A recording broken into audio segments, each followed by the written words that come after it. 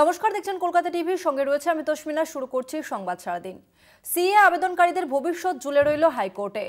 প্রায় 50,000 আবেদন জমা পড়েছে। আবেদনকারী এমনটাই তিনি জানিয়েছেন, আবেদনকারীরা জেলা শাসকের মাধ্যমে আবেদন জানায়নি। পাল্টা মন্তব্য রাজ্যের।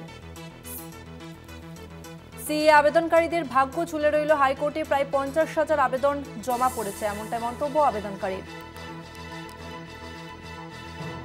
সিএ আবেদনকারীদের ভবিষ্যৎ ঝুলে রইল কলকাতা হাইকোর্টে। প্রায় 50,000 আবেদন জমা পড়েছে, এমনটাই জানিয়েছেন আবেদনকারী।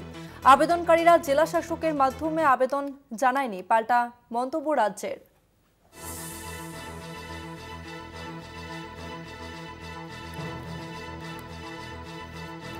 প্রায় 50,000 আবেদন জমা পড়েছে, এমনটাই জানিয়েছে আবেদনকারী।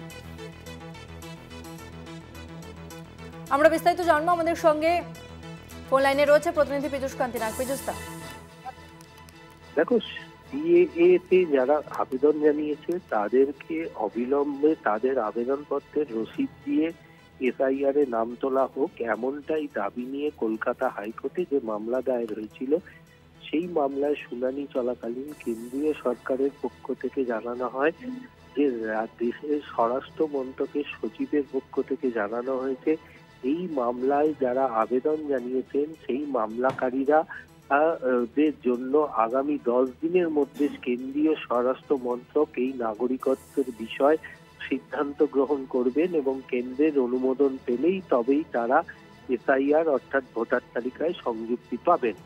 কিন্তু এক্ষেত্রে আবেদনকারীর দাবি ছিল যে 1919 সালের যে আইন, সেই আইনে পরিষ্কার বলা রয়েছে যে 2014 সালে আফগানিস্তান, পাকিস্তান এবং বাংলাদেশ থেকে যে সমস্ত সেই দেশের সংখ্যালঘু সম্প্রদায়রা ভারতবর্ষে প্রবেশ করেছে তাদের সেই প্রবেশাধিকার অবৈধ নয় এবং সেই রুলসে পরিষ্কার উল্লেখ রয়েছে তারা রাজ্যের কালেক্টরের কাছে আবেদন জানাবে, কালেক্টর সেগুলি খতিয়ে দেখে কেন্দ্রীয় স্বরাষ্ট্র মন্ত্রকের কাছে আবেদন জানাবে।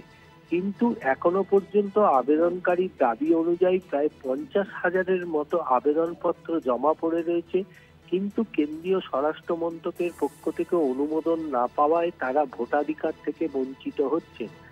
যদিও ভারপ্রাপ্ত প্রধান বিচারপতি প্রশ্ন রাখেন যে ইতিমধ্যে তারা কেন্দ্রের আইন অনুযায়ী যেহেতু সুরক্ষিত রয়েছেন, সুতরাং তাদের আদালতের আসার কি প্রয়োজন। সেক্ষেত্রে তাদের দাবি তারা ভোটাধিকার থেকে বঞ্চিত হচ্ছেন, অবিলম্বে তাদের সেই ভোটাধিকার যাতে পান সে বিষয়ে ব্যবস্থা গ্রহণ করা হোক।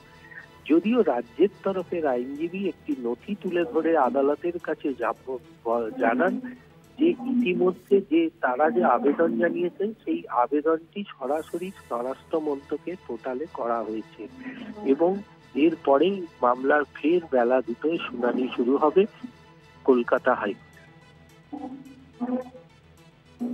ধন্যবাদ পীযূষদা।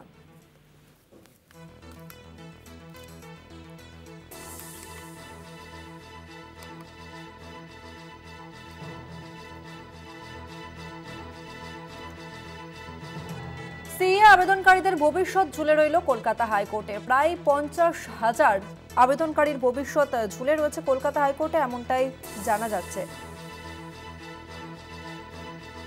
প্রায় 50,000 আবেদন জমা পড়েছে, এমনটাই আবেদনকারীর তরফ থেকে জানানো হয়েছে।